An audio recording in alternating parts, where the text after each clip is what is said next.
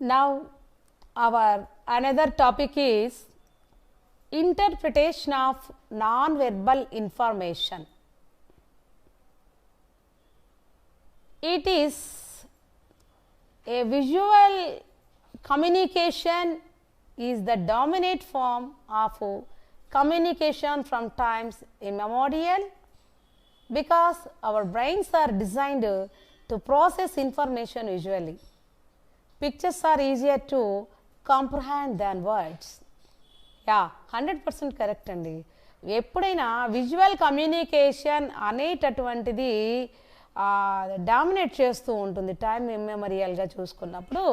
మనకి జనరల్గా మన బ్రెయిన్ డిజైన్ కూడా ఎలా ఉంటుందంటే ఇన్ఫర్మేషన్ విజువలైజేషను ఒక పిక్చర్ని కళ్ళ ముందు దృశ్యం కనపడుతున్నప్పుడు దాన్ని చాలా వెంటనే మెమరైజ్ చేస్తుంది. అండ్ దట్ టు లాంగ్ మెమరీలో అది స్టాక్ అయిపోతుంది. Pictures are easier to comprehend than words. ఒక టెక్స్ట్ చదివిన దానికన్నా ఒక బొమ్మను చూస్తూ పిక్చర్ని చూస్తూ మనం రీడ్ చేసినప్పుడు అది చాలా తొందరగా చాలా ఎక్కువ టైము మన మెమరీలో ఉండిపోయేటటువంటి ఛాన్స్ ఉంటుందన్నమాట. ఈ అడ్వర్టైజ్మెంట్ కానివ్వండి, నాన్ వెర్బల్ ఇన్ఫర్మేషన్ కానివ్వండి, ఇవన్నీ రైటింగ్ స్కిల్స్లో వన్ ఆఫ్ ద పార్ట్గా మనం చెప్పుకోవచ్చు. అలాగే రీడింగ్ స్కిల్స్లో ద మోస్ట్ వన్గా చెప్పుకుంటాం. ఎందుకంటే reading different kind of readings, casual reading, కాన్సన్ట్రేషన్గా చేసే reading, permanent reading and thorough reading, ఇలా చాలా ఉంటాయండి. కాకపోతే మనం దేన్నైతే చదువుతున్నామో దాన్ని విజువలైజ్ చేయగలగాలి.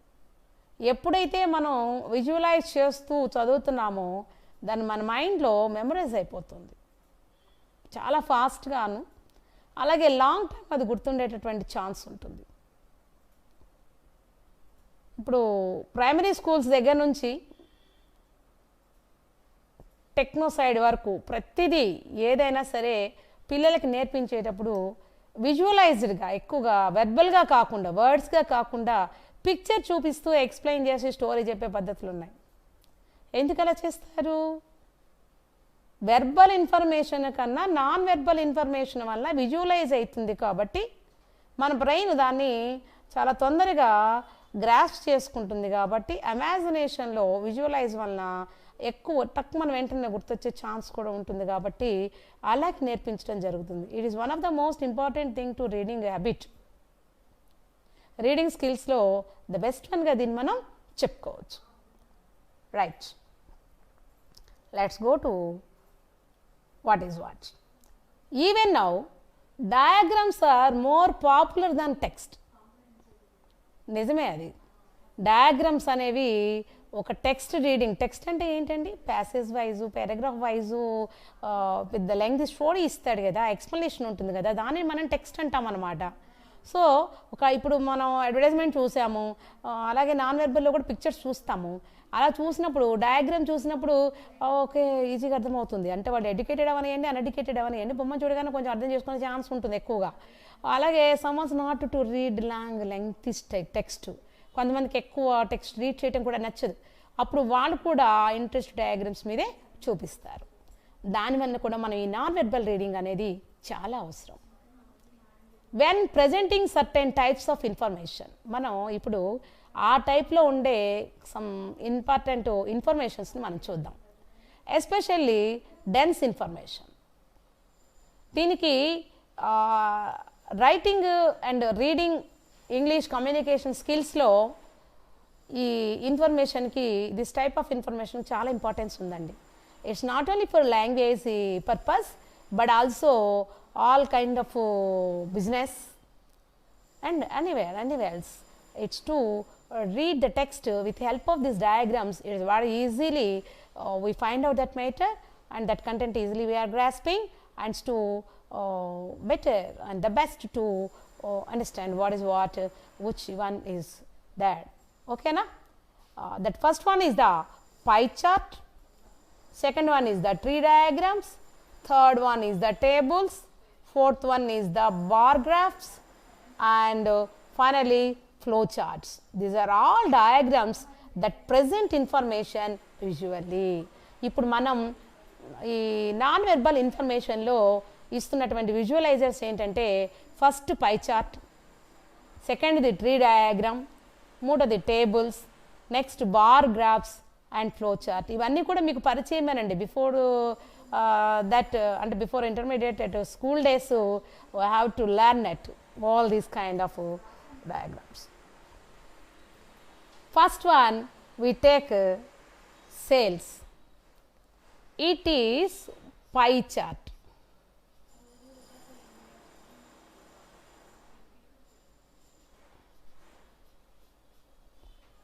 పై చార్ట్ అనగానే 360 డిగ్రీస్తో మనం ఒక సర్కిల్ని గీసుకుంటున్నాం. ఇదిగోండి ఇక్కడ సర్కిల్ ఇచ్చాం కదా, ఇలా సర్కిల్ వస్తుందండి. వచ్చిన తర్వాత దీన్ని సెక్టార్ అంటాం. దీన్ని ఏమంటామండి? సెక్టార్ అంటాం. ఈ సెక్టార్ని మనం ఎలా డివైడ్ చేసుకోవచ్చు అని అంటే ఇక్కడ ఒక కంపెనీ యొక్క సేల్స్ గురించి ఇచ్చాడురా. ఒక కంపెనీలో 1 2 3 4 కైండ్ ఆఫ్ సేల్స్, కమోడిటీస్ యొక్క సేల్స్ జరిగినాయి. సో ఈ 4 కైండ్ ఆఫ్ సేల్స్లో ఫస్ట్ క్వార్టరు 58% సేల్స్ అయినాయి. Okay, and second one 23% sales అయినాయి. థర్డ్ వన్ 10% సేల్స్ జరిగినాయి. అండ్ ఫోర్త్ క్వార్టర్లో 9% సేల్స్ జరిగినాయి. ఇప్పుడు ఒక కంపెనీ యొక్క సేల్స్ని మనం ఒక పై చార్ట్ ద్వారాగా చూపిస్తున్నాం. పై చార్ట్ అంటే మనం 360 డిగ్రీస్ తీసుకొని 360 డిగ్రీస్తో ఒక సర్కిల్ని తీసుకొని సర్కిల్ తీసుకున్న తర్వాత అక్కడ వాడిచ్చినటువంటి డేటాలో ఎన్ని పార్ట్స్ చేశాడు దాన్ని మనకి ఇక్కడ చూడండి, కౌంట్ చేయండి. 1 2 3 4 పార్ట్స్ చేశాడు. ఓకే, మనం ఇప్పుడు ఈ సెక్టార్ని 4 కైండ్స్ చేసుకోవాలి, 4 పార్ట్స్ చేయాలి. ఒక సెక్టార్లో 90 డిగ్రీస్ దగ్గర నుంచి మనం కోణం తీసుకొని బైసెక్టార్ చేసినప్పుడు ఇటువైపు 50% ఉంటుంది, అలాగే ఇటు 50% ఉంటుంది. ఓవరాల్గా 100% ఉందనుకున్నామండి. అప్పుడు మనకి ఈ 4లో హైయెస్ట్ ఏంటి 58 అన్నాడు. మరి దీన్ని సుగం చేస్తే ఇటు 50 ఇటు 50 కదా. సో ఇటువైపు కూడా 8% తీసుకొని మనం ఇక్కడ 58% ఇలా బైసెక్ట్ చేసుకున్నామండి. ఇంకా రిమైనింగ్ పార్ట్లో మనం 3 చేయాలి. అప్పుడు రిమైనింగ్ దాంట్లో హైయెస్ట్ వన్ ఏది 23%. కాబట్టి మళ్ళీ ఇక్కడ నుంచి మనం 23% వరకు ఎన్ని సెల్సియస్ వస్తుంది, ఎంత పర్సంటేజ్ తీసుకోవచ్చు చూసుకొని దాన్ని అక్కడ ఫైండ్ అవుట్ చేసి బైసెక్ట్ చేసుకోవాలండి. బైసెక్ట్ తర్వాత 2 సెమీ సెక్టర్స్ చేసుకుంటాం. ఎలాగా? థర్డ్ వన్ ఇది 10, ఫోర్త్ వన్ ఇది 9. కాబట్టి మళ్ళీ దీన్ని బేస్ చేసుకొని దీన్ని మోర్ దాన్ 1 ఇది 10%, నెక్స్ట్ ఫోర్త్ క్వార్టరు 9% తీసుకున్నాం అనమాట. ఇలాగా పై చార్ట్ని గీయాలన్నప్పుడు మనం ఒక సెక్టార్ని తీసుకోవాలి. తీసుకున్న తర్వాత దాన్ని ఇలాగ ఎన్ని పార్ట్స్ ఉంటే అన్ని పార్ట్స్ డివైడ్ చేసుకోవాలి. చేసుకున్న తర్వాత అక్కడ ఇచ్చిన ప్రయారిటీ ఆఫ్ పర్సంటేజెస్ బట్టి ఆ sector, D sector, pie sector and semi సెక్టార్ని చేసుకోవాలి. సో దీన్ని ఒక టెక్స్ట్ రూపంలో మనం చెప్పి రీడ్ చేయమన్నప్పుడు అంతగా మనం గుర్తుంచుకోం. The first sales are the first quarter is 58%, the second quarter is 23%, the third quarter is 10%, and the fourth one is the 9 they get finally అని మొత్తం ఒక ప్యాసేజ్ వైజ్ కనుక మనం రాసినట్టయితే మనకి అంత తొందరగా గుర్తుండే ఛాన్స్ లేదు. బట్ నీట్గా ఒక డయాగ్రామ్ తీసుకున్నప్పుడు many parts 1 2 3 4 parts, which one is the biggest one? The first quarter is the biggest one, and which one is the last one? The fourth quarter is the last one. So ఇలాగ sales ఎక్కడ ఎక్కువ ఉన్నాయి ఎక్కడ తక్కువ ఉన్నది అనేది pie chart ద్వారాగా తీసుకుంటాం. కాబట్టి పై చార్ట్ అంటే ఏంటండి? ఒక సర్కిల్ని తీసుకొని ఆ సర్కిల్ని బైసెక్టార్స్ తీసుకొని వాడు ఇచ్చినటువంటి డివిజన్స్ ద్వారాగా చేయటం అనేది జరుగుతుందన్నమాట. Next tree diagram. A tree diagram starts with 1 item that branches into 2 or more, each of which branch into 2 or more and so on. It is used to break down broad categories into finer levels of details. ఇక్కడ చూద్దామండి, ఒక ట్రీకి ఇది route అండి, route తర్వాత ఒక స్టెమ్కి branches, ఇవన్నీ కూడా ఇలా మనం బ్రాంచ్ చేసాం, 3 బ్రాంచెస్. ఫస్ట్ ఇక్కడ వీడు ఏం చేశాడు, హోమేజెస్ అని హోమ్ పేజ్ అన్నాడు, ఇది మెయిన్ అండి. దీనికి ఇవి బ్రాంచెస్, ఈ బ్రాంచెస్ 2 or more ఉండొచ్చండి మనకి. ఈచ్ బ్రాంచ్లోనూ కూడా మళ్ళీ 2 parts రావచ్చు, 2 or more than parts is at. So it is used to break down broad categories into finer levels of details. ఒక ప్రధాన అంశం నుంచి మోర్ దాన్ డీటెయిల్స్ని మనం రాసుకునేటప్పుడు దాని ప్యాసేజీలో ఇది 3 భాగాలు, మళ్ళీ ఇంకో 3 అని చెప్పుకునే కన్నా ఇలాగ ఒక ట్రీ లాగా మనం ప్రజెంట్ చేస్తే ఈజీగా గుర్తుంటుంది. ఈ యాడ్లో చూడండి మీరు, హోమ్ పేజ్ అన్నాడు.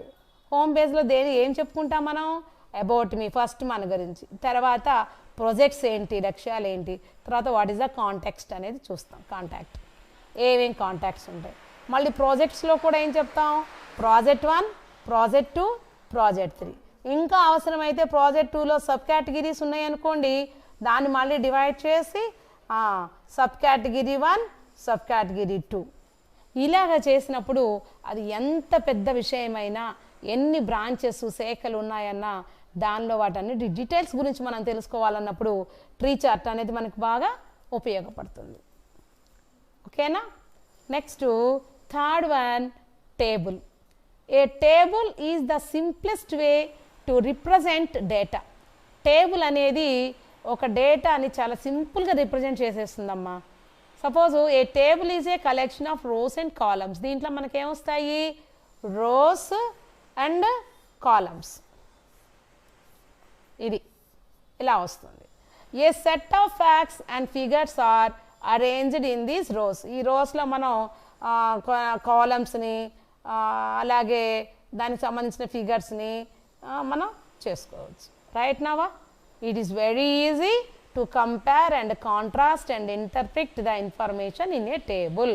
దేని మధ్య అయినా కంపేర్ చేసేటప్పుడు, పోల్చేటప్పుడు కానీ, తేడాలు కాంట్రాస్ట్ గురించి చెప్పేటప్పుడు కానీ, interrupt the information in a table. ఈ టేబుల్ ద్వారా మనం చాలా ఈజీగా డేటాని తెలుసుకోవడానికి ఛాన్స్ ఉంటుంది. మనకు తెలిసిన విషయమే, క్రికెట్ టోర్నమెంట్స్ జరిగేటప్పుడు కానివ్వండి, ఎనీ స్పోర్ట్స్ అథారిటీస్ టోర్నమెంట్స్ కానివ్వండి, అలాగే మనం మార్కెట్ యార్డ్కి వెళ్ళినప్పుడు అక్కడ ఉండే ధరల పట్టికని చూడాలన్నప్పుడు కానివ్వండి, టేబుల్ ఫార్మేట్ అనేది మనకు చాలా ఈజీగా అర్థమవుతుంది అన్నమాట. సరేనా. ఇక్కడ ఇచ్చారు చూడండి, ఏమిచ్చాడు వీడియోకి, it is a table format అనమాట. డే ఇచ్చాడు, Monday, Tuesday, Wednesday, Thursday, Friday అని. ఇంకా ఏం చెప్పచ్చు, number of lemon and sold, ఎన్ని లెమన్స్ అమ్మారు. మండే రోజు 4, ఇవన్నీ కేజెస్ క్వింటాల్స్ అనుకుందామండి, 4 quintals. And Tuesday 2 quintals, Wednesday 3 quintals, and Thursday 4 quintals, and Friday 6 quintals. So ఇలాగా ఏ దాంట్లో ఎంత అమ్మారు అనేది ఈజీగా అర్థమవుతుంది కదా. ఈ వీక్లో మండే టు ఫ్రైడే ఎన్ని లెమినెంట్స్ యూస్ చేశారు, పర్ డే ఎన్ని సేల్ అయినాయి అన్నప్పుడు ఈ టేబుల్ చూడగానే ఈజీగా అర్థమవుతుంది. So table format is very easy to understand what is the differences, contrasts and communication, so and on. Next, bar graph. A bar graph is used to represent data using bars of different heights and lengths. Bar graph వలన అంటే దీన్ని ఎలా చూపిస్తామండి, heights, length, area, YOX అనే ఒక access తీసుకొని YOX access మీద, OX axis మీద ఒక పట్టిక, OY యాక్సెస్ మీద ఇంకోటి తీసుకొని బార్ డయాగ్రామ్స్ అంటే మనం సింగిల్గాను వేయచ్చు, వీటి యొక్క హైట్స్తోను లెంగ్త్తోను మళ్ళీ హారిజెంటల్గాను కూడా వెళ్తాయండి. చూడండి గ్రాఫ్ డౌన్ థింగ్. సో మనకి ఏదైనా ఒక విషయం ఇన్ఫర్మేషన్ని it is on graphed. Data is graphed either horizontal or vertical, allowing us to compare different values and come to a conclusion very easily and quickly. చాలా ఈజీగా ఉంటుందండి. ఆ గ్రాఫ్ మీద ఇది హారిజెంటల్ గాను రావచ్చు, బార్ గాను రావచ్చు, స్ట్రైట్గా రావచ్చు, వర్టికల్గా వెళ్ళచ్చు. ఇలాగా ప్యారలల్గా ఎలాగైనా వెళ్ళొచ్చండి. ఆ బార్ గ్రాఫ్ను చూసుకొని మనం అక్కడ వాటి యొక్క వాల్యూస్లో ఉండేటటువంటి డిఫరెన్సెస్ని కంపేర్ చేసుకోవడానికి ఛాన్స్ ఉంటుంది. చాలా ఈజీగా క్విక్గా దీన్ని మనం గ్రాఫ్ చేయొచ్చు. Bar graphs are generally used to display all kind of data from quarterly sales and job growth to seasonal rainfall and crop oils. So సీజనల్గాను ఉండేటటువంటి విషయాన్ని తెలుసుకోవాలన్నప్పుడు, అలాగే డిఫరెంట్ సేల్స్ని తెలుసుకోవాలన్నప్పుడు, జాబ్ గ్రోత్ గురించి తెలియాలన్నా, పాపులేషన్ డెవలప్మెంట్ గురించి తెలుసుకోవాలన్నా, ఇలాగా బిజినెస్ పరంగాను కమర్షియలైజ్డే కాదు అండ్ అఫీషియలైజ్డ్ కూడా ఏ డేటానైనా మనం తీసుకోవాలి, ఈజీగా అర్థం అవ్వాలి అని అంటే that copy isles is very interesting. So bar graph ద్వారాగా మనం దాన్ని ఈజీగా అర్థం చేసుకోవచ్చు. ఇక్కడ చూద్దాం. YOX అనేటటువంటి యాక్సెస్ని తీసుకొని వాటి మీద ఇక్కడ కేటగిరీ 1, కేటగిరీ 2, కేటగిరీ 3, కేటగిరీ 4 అనేది OX యాక్సెస్ మీద, OY యాక్సెస్ మీదేమో వీక్స్ వేసుకున్నామండి. First week, second week, third week, fourth week, fifth week, sixth week అట్లా వేసుకున్నామండి. కేటగిరీ 1 బ్రిక్ ఒక మోడల్, ఆరెంజ్ ఒక మోడల్, లైట్ షేడెడ్ బ్రిక్ ఒక మోడల్.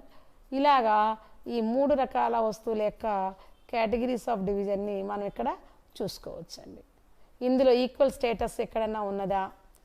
లేదు. చూడగానే మనం తెలుసుకోవచ్చు. More than little bit of 1.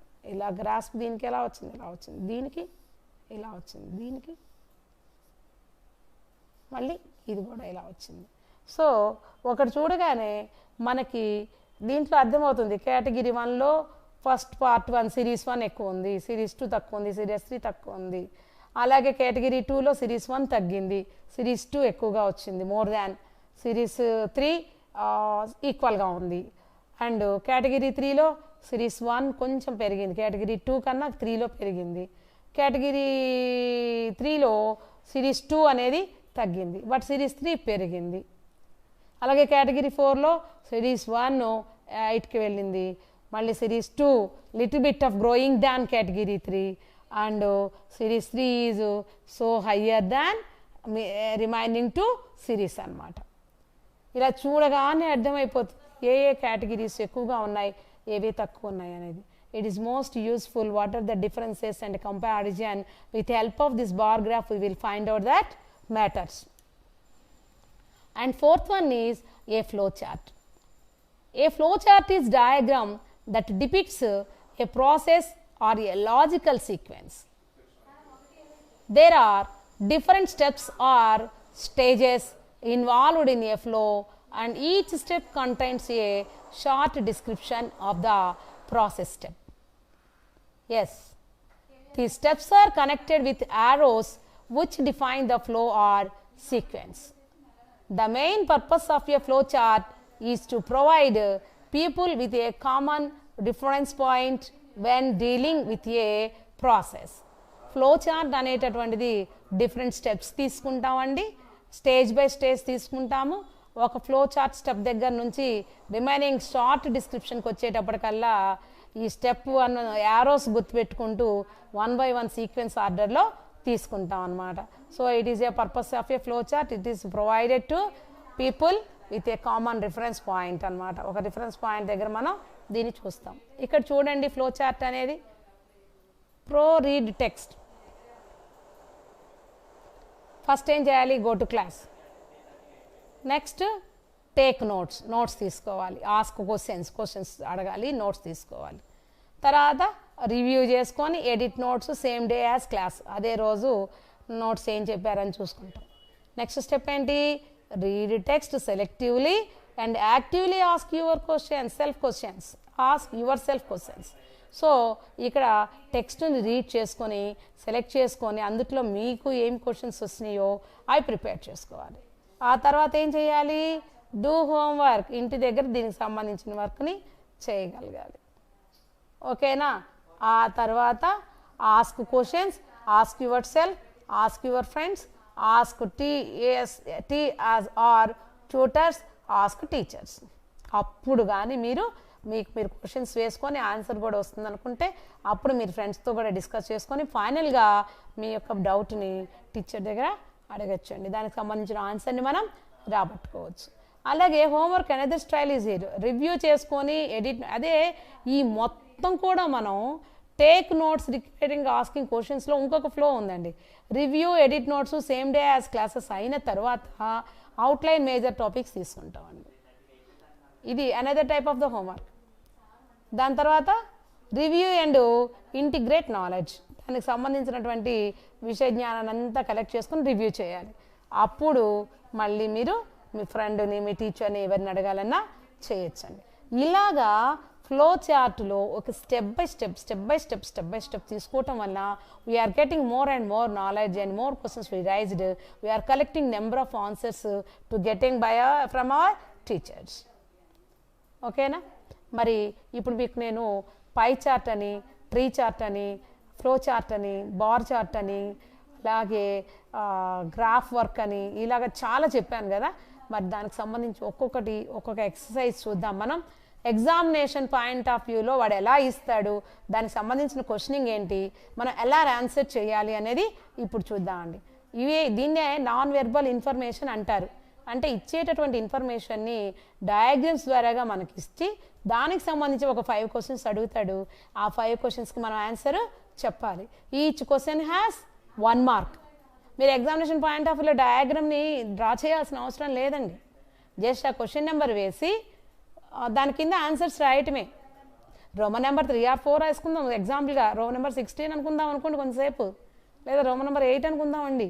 Roman number 8, question number 1, question number 2, question number 3, question number 4 ఇలా వేసుకొని పక్కన ఆన్సర్స్ రాసేసుకోవాలి. సరేనా? So here the example, pie chart showing the major sources of energy for our requirements in India. భారతదేశంలో ఉండేటటువంటి energy requirement sources గురించి ఇక్కడ ఒక పై చార్ట్లో చూపించారండి. చూడండి. And bro coal,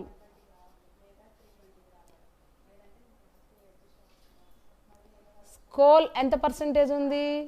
25%. Next natural gas 20%. Nuclear 9%. Others 1%. Hydrochloric 4%.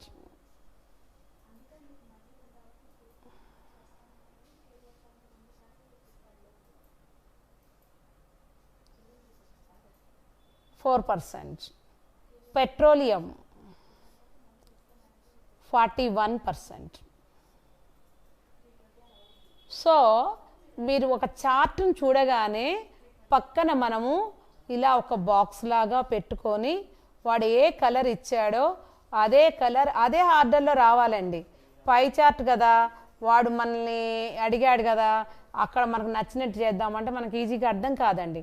First బాక్స్లో కోల్ ఇచ్చాడు 25, న్యాచురల్గా 20 అండ్ అదర్స్ 1%. ఇదే ఆర్డర్లో రావాలండి.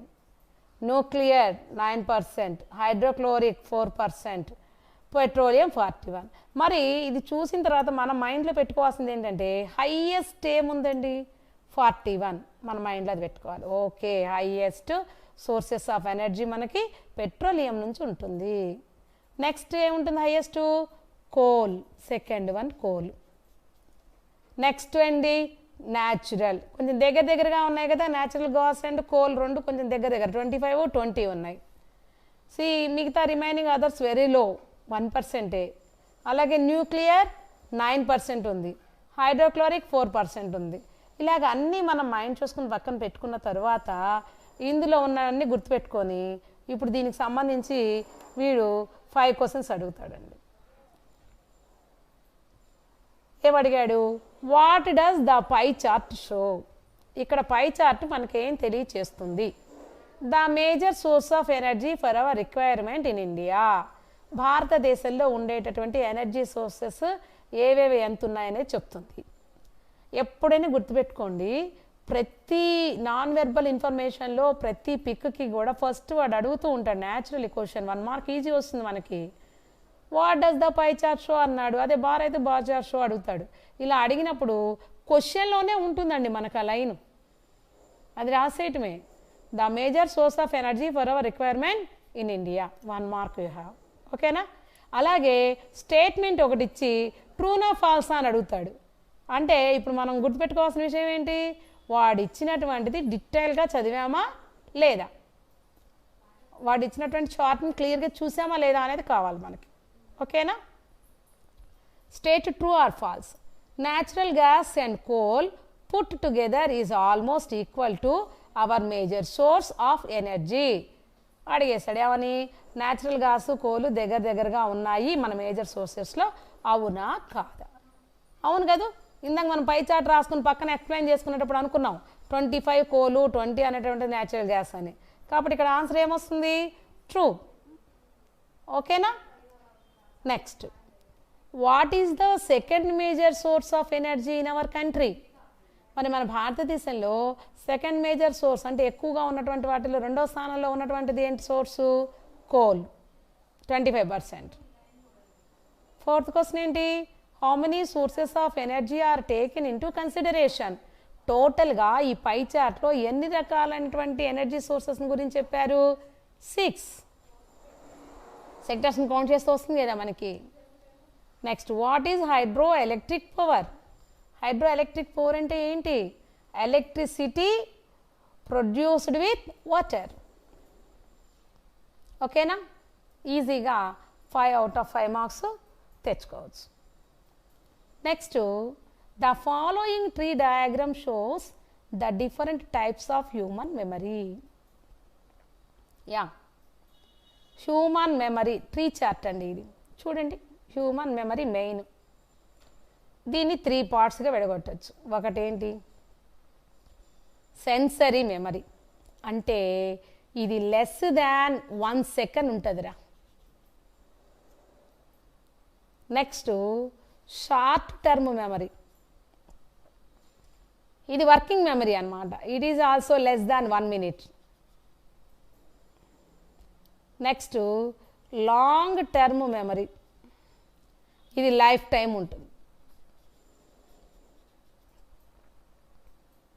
సో హ్యూమన్ మెమరీని 3 పార్ట్స్ చేసాము. Sensory memory, short term memory, long term memory. Sensory memory అంటే ఏంటి, ఒక క్షణంలో అలా చూసి ఇలాగా గుర్తుపెట్టేస్తాం. కనురెప్ప పాటలో మనం దాన్ని చూసి ఇలా ఫ్లాప్, కానీ మన ఫ్లాప్ ఇలా ఫ్లాప్ అనే లోపు స్కాన్ అయిపోతుంది మైండ్లో. లెస్ దాన్ 1 సెకండ్లో స్కాన్ అవుతాయండి. Next, sensory short term memory అండి, దీన్ని వర్కింగ్ మెమరీ అని కూడా అంటామండి. సో లెస్ దాన్ 1 minute లోపు ఈ మెమరైజ్డ్ ఉంటుంది. ఇక లాంగ్ టర్మ్ మెమరీ అంటే this is the life time memory అనమాట. మరి లైఫ్ టైం మెమరీలో మళ్ళీ సబ్ డివిజన్స్ 2 parts. ఏంటిట అవి? Implicit memory, implicit memory, explicit memory, implicit memory. Explicit memory and ఏముంటాయి అందులో? కాన్షియసెస్ ఉంటాయి. కాన్షియస్ అంటే ఏంటంటే డే టైంలో మనం చేసే అన్ని పనుల మీద మనకుండే మెమరీని ఎక్స్ప్లిసిట్ మెమరీ అంటామండి. మనం సృహలో ఉండగా, మనం వర్క్ చేస్తూ ఉండగా మనం పెట్టుకున్న మెమరీ మొత్తం గ్రాస్ప్ అయ్యే మెమరీ అంతా కూడా ఎక్స్ప్లిసిట్ మెమరీ. అదే ఇంప్లిసిట్ మెమరీ అనుకోండి, అన్కాన్షియస్ మెమరీ. మనం సృహలో ఉండమండి, నైట్ టైం నిద్రపోతూ ఉంటాం. ఆ నిద్రపోయేటప్పుడు కూడా మనకి ఇక్కడ మనకు తెలియకుండానే కొంత వర్కింగ్ మెమరీలో వెళ్ళిపోతూ నడుస్తూ ఉంటుంది, అది మనకు తెలియదుగా. అలాంటి దాన్ని మనం ఇంప్లిసిట్ మెమరీ అంటాం. సో ఎక్స్ప్లిసిట్ అంటే కాన్షియస్ మెమరీ అని, ఇంప్లిసిట్ అంటే అన్కాన్షియస్ మెమరీ అని గుర్తుపెట్టుకోండి. కాన్షియస్ మెమరీలో మళ్ళీ మనం డిక్లరేటివ్ మెమరీ అనే దాన్ని చూస్తాం. అలాగే అన్కాన్షియస్ మెమరీలో అయితే ప్రొసీడ్యూరల్ మెమరీ అంటామండి. ఇప్పుడు డిక్లరేటివ్ మెమరీ అనేటటువంటిది దేని గురించి చెప్తుంది? Facts, events. Facts, events.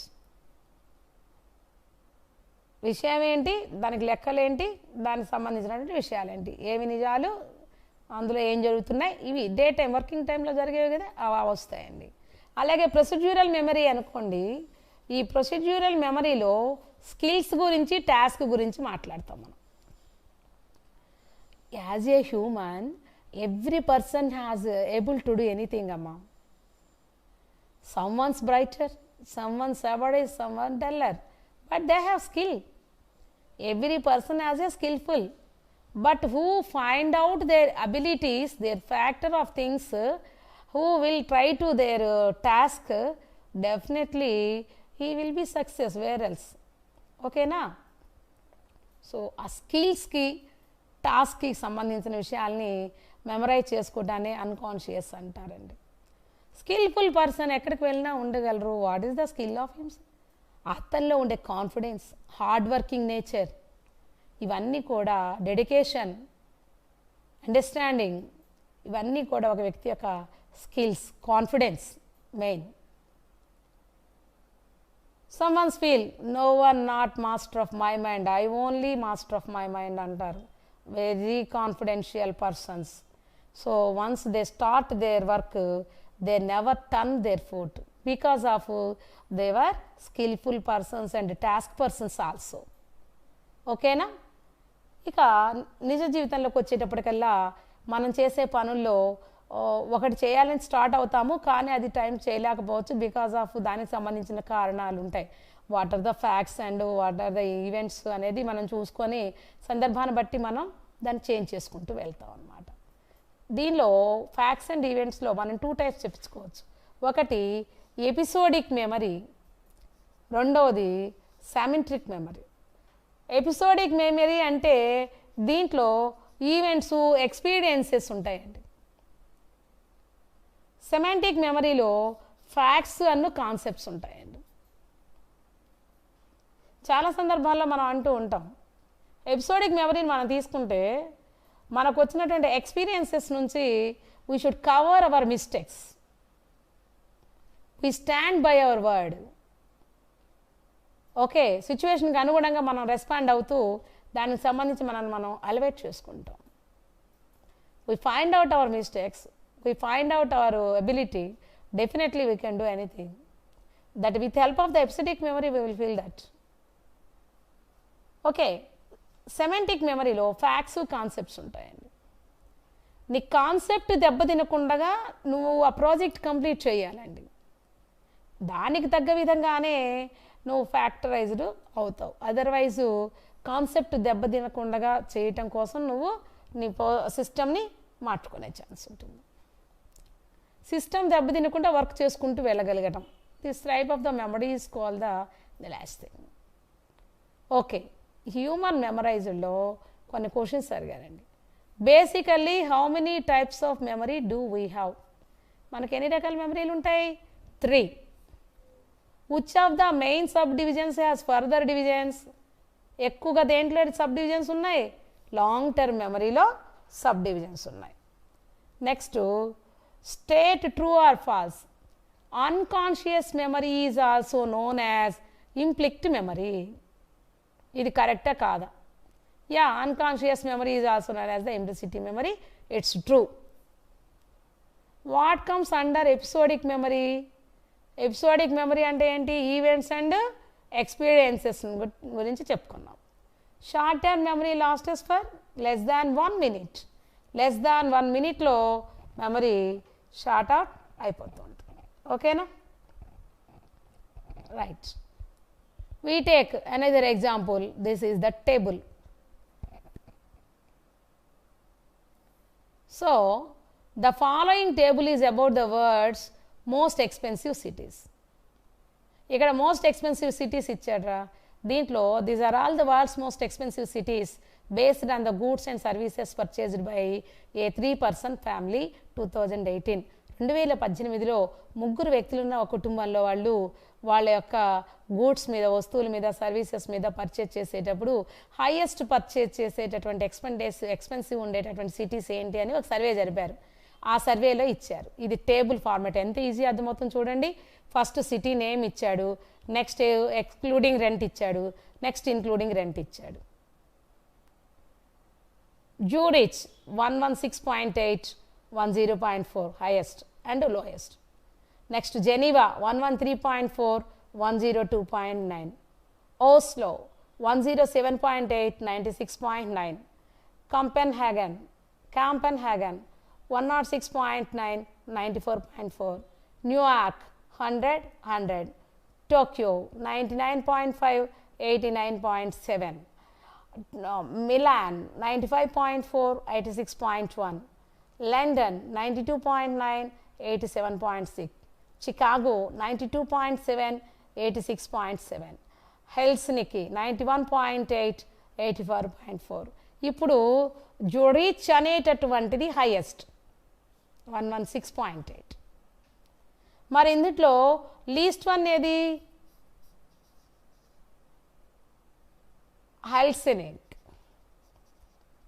హెల్సిన్కి. ఓకేనా? రెండు ఈక్వల్గా ఉన్నది ఏది? New York. Right. So least in హ్యాండ్లో మనం హైయెస్ట్ ఉన్నదో అని ఏం చెప్పుకోవచ్చు? జూరిచ్. ఇంక్లూడింగ్ రెంట్లో జూరిచ్ చెప్తాం. మళ్ళీ అందులో లీస్ట్ థింగ్ ఏది అని చెప్పుకోవచ్చు? 84 హెల్సిన్కి. సో ఒక టేబుల్ని చూడగానే మనకి ఈజీగా అర్థమవుతుంది కాబట్టి దాంట్లో హైయెస్ట్ ఏంటి లీస్ట్ ఏంటి అనేది పక్కన అలా నోట్ చేసుకున్నప్పుడు పెన్సిల్తో మనకి ఈజీగా అర్థమవుతుంది, లేదా టేబుల్ ఫార్మేట్ మీదనే ఇక్కడ మనము నోట్ చేసుకోవచ్చు. సరేనా? దీనికి సంబంధించిన క్వశ్చన్స్ అడుగుదాం. Which city is the least expensive excluding rent? Least expensive excluding rent ఎక్కడ జరుగుతుంది? హెల్సిన్కీలో ఉంది. చూసారా? ఒక టేబుల్ చూసి చదవగానే పక్కన మనం దాంట్లో హైయెస్ట్ ఏంటి, లీస్ట్ ఏంటి, ఈక్వల్ ఏంటి అనేది పక్కన నోట్ చేసుకోవటం వలన ఆన్సర్ ఈజీగా ఫైండ్ అవుట్ చేయగలుగుతాం. Which city has the same expense with or without rent? With rent కావచ్చు, వితౌట్ రెంట్ కావచ్చు, ఒకే రకమైన ఖర్చు అయ్యే దేశం ఏది? న్యూయార్క్. 100. అవునా? Next state true or false. The expense is calculated based on the goods and services purchased by a 5-person family. Yes or no? No. False statement ఇది. ఎందుకని ఇందులో మనం 3 peopleకి మాత్రమే చెప్పుకున్నాం. అవునా? కాబట్టి that statement is wrong. Next.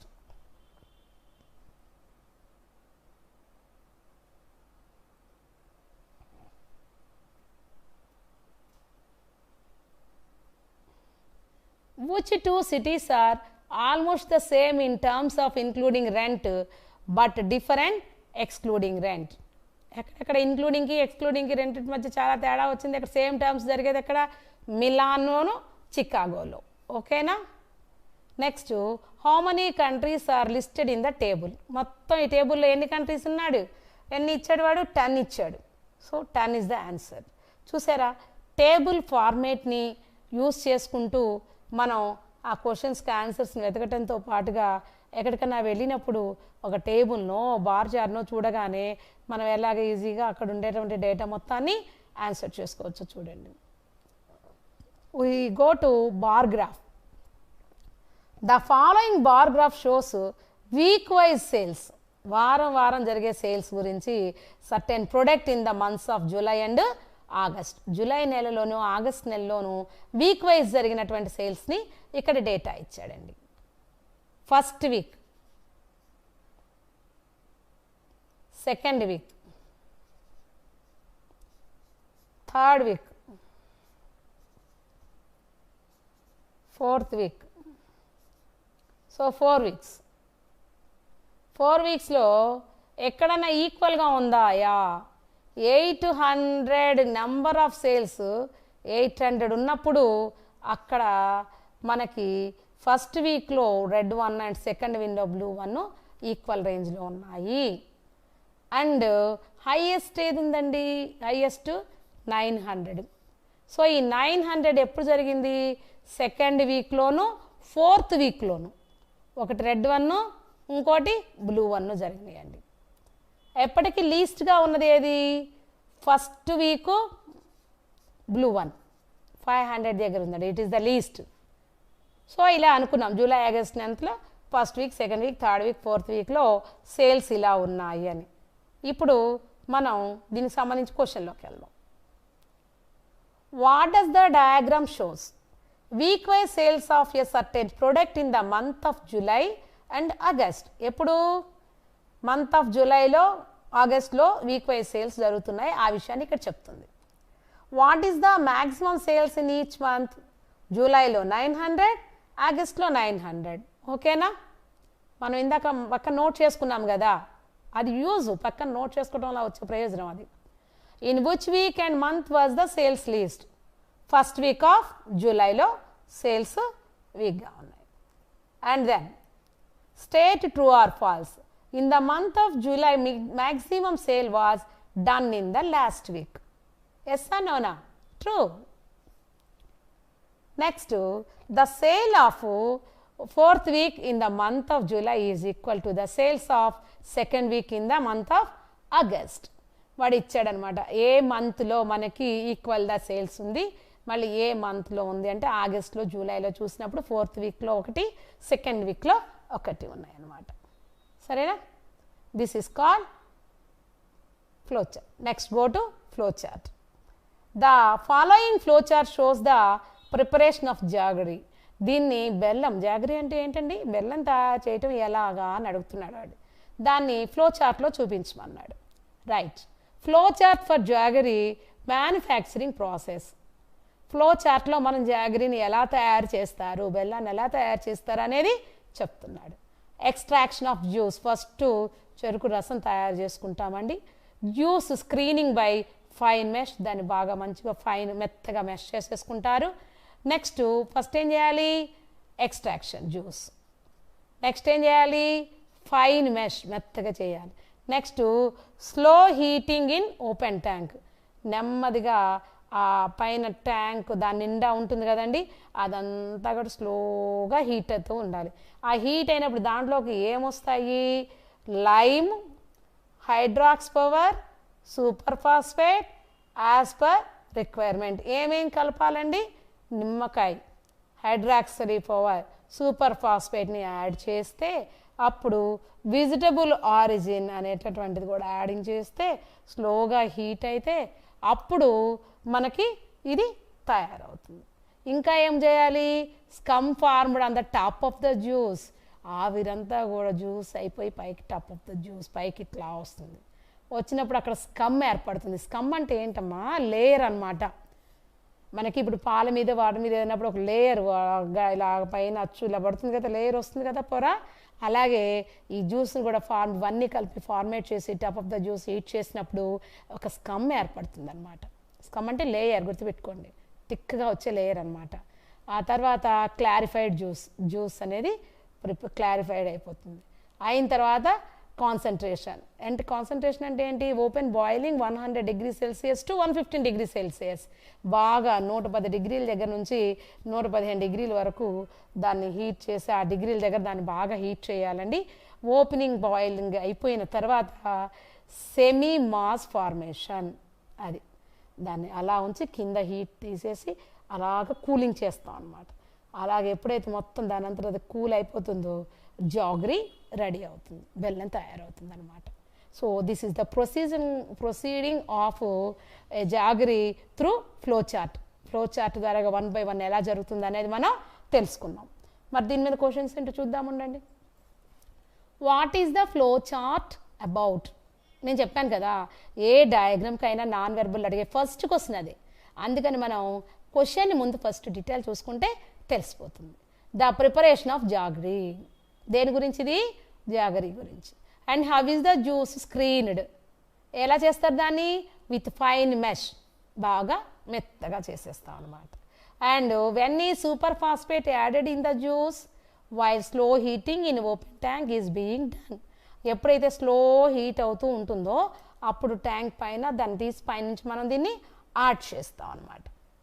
Next, what is scum? Scum is a layer of impurity that accumulates at the surface of the liquid.